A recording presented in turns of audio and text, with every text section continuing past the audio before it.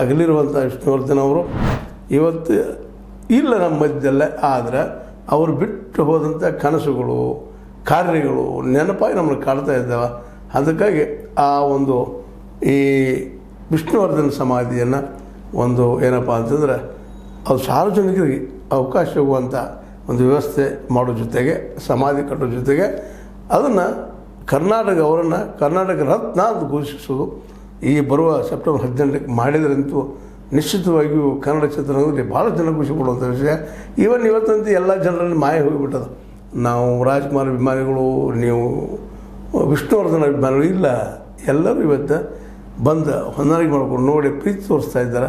ಅದಕ್ಕಾಗಿ ಇದು ನಿರಂತರವಾಗಿ ಇರೋದು ಬಂದದ್ದು. ಇವತ್ತು ಆ ದಿಶೆಯಲ್ಲಿ ಈ ಕರ್ನಾಟಕ ರತ್ನದ ಪ್ರಶಸ್ತಿ ನಮ್ಮ ವಿಷ್ಣುವರ್ಧನ್ ಅವರ ಸಿಗಲಿ, ಅವರು ಈ ರಾಷ್ಟ್ರೀಯ ಮಟ್ಟದಲ್ಲಿ ಹೆಸರುವಾಸಿ ಆಗಿರೋದು ಜೊತೆಗೆ ಅದು ಅನುವಾದ ಆಯಿತು.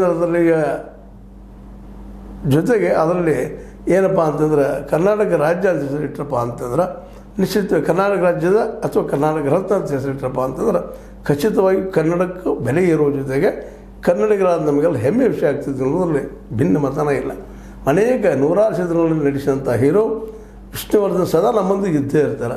ಅದೊಂದು ಅದ್ರ ಜೊತೆ ಕರ್ನಾಟಕ ರತ್ನ ಸಿಕ್ತಪ್ಪ ಅಂದರೆ ಇನ್ನೂ ಹೆಚ್ಚಿಗೆ ನಮ್ಮೊಂದಿಗೆ ಅವ್ರು ತಲುಪಿಸುವಂಥ ಒಂದು ಅವರು ಬಯಸಿದಂಥ ಒಂದು ವಿಚಾರಗಳನ್ನು ಇನ್ನಷ್ಟು ಜನರ ಮುಂದಿರುವಂಥ ಪ್ರಯತ್ನ ಮಾಡ್ತಾಯಿರ್ತೀವಿ. ಏನೂ ಆಗಲಿ ಅವರ ಅಭಿಮಾನಿಗಳು ಮಾತ್ರ ವಿಷ್ಣುವರ್ಧನ್ ಅವ್ರ ಬಗ್ಗೆ ಸದಾ ನೆನೆಯೋದನ್ನು ನೋಡಿದರೆ ಇನ್ನೂ ಎಷ್ಟಾದಪ್ಪ ಮನುಷ್ಯ ಸತ್ತು ಬದುಕೋದ್ರೆ ಏನೋ ಅನ್ನೋದಕ್ಕೆ ಸಾಕ್ಷಿ.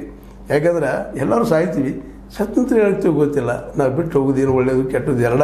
ಆ ದಿಶೆಯಲ್ಲೇ ಇವತ್ತು ನಾವು ಕರ್ನಾಟಕದ ಪ್ರಸ್ತುತ ಕರ್ನಾಟಕ ಸರ್ಕಾರ ಕೊಟ್ಟಿದ್ದಪ್ಪ ಅಂದರೆ ಇವ್ರಿಗೆ ಕೇವಲ ವಿಷ್ಣುವರ್ಧನ್ ಸನ್ಮಾನ ಮಾಡಿದಾಗಲ್ಲ, ನಮ್ಮನ್ನು ನಾವು ಸನ್ಮಾನ ಮಾಡ್ಕೊಂಡಾಗ ಅನ್ನುವಂಥ ಮಾತನ್ನು ಹೇಳ್ತಾ ಇಂಥ ಸುಸಂದರ್ಭವನ್ನು ಬಿಟ್ಟುಕೊಡಬಾರ್ದು ನಮ್ಮ ರಾಜ್ಯ ಸರ್ಕಾರದ ಮಾತನ್ನು ಮಾಡ್ತಾ.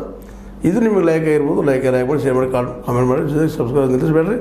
H60 ನ್ಯೂಸ್ ಅರ್ಥತೆ ಸಿದ್ದರಾಮಯ್ಯ ಸತ್ಯದ ಕೈಗಂಡಿ ವಂದನೆಗಳು.